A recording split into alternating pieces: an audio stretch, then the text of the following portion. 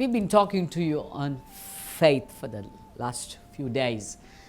When you look into the life of Noah, you know, God speaks into the life of Noah and tells him to build an ark. Now, when the time of Noah, sin had increased. When you look into the book of Genesis, we will see how sin had increased, and God, because of the sin that had increased, He says, I'm going to send a judgment on the earth. And then He chooses Noah from all men, from everyone He chooses Noah and speaks into the life of Noah. Now, at that time, not everybody was calling on the name of God.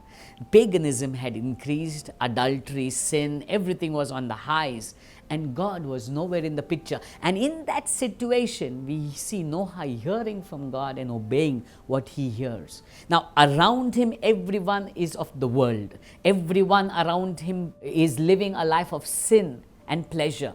Now, the voices that he would definitely be hearing at this time would be voices of negativity, mockery. Can you believe Noah, when he's building the ark, what the people must have spoken to Noah? They must have called him mad. That was the time that it had never rained on earth. They never knew what was a flood. These were things that were they had never even seen before their eyes. And Noah is talking about judgment that's coming.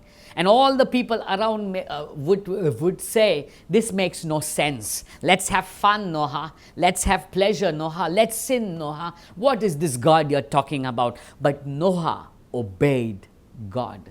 Noah obeyed and built that ark, even when it made no sense to do it. Even though the world around spoke that it was nonsense, even though the world around was pagans, yet he chose to believe God and obey God. People of faith don't go by the worldly views, nor do they follow what the worldly standards are. They obey God. They set their own standard. They set up a standard of God. They set up a standard high above the ways of the world. It makes no sense to the people around, but through the eyes of God, it makes perfect sense. And we see Noah obeying God, building the ark, and at the perfect time, God sends that rain.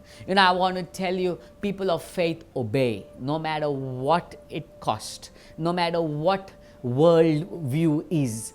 People of God obey the scriptures, obey God's word. Today I want to ask you, are you a man or a woman of faith? Then you need to start obeying Him.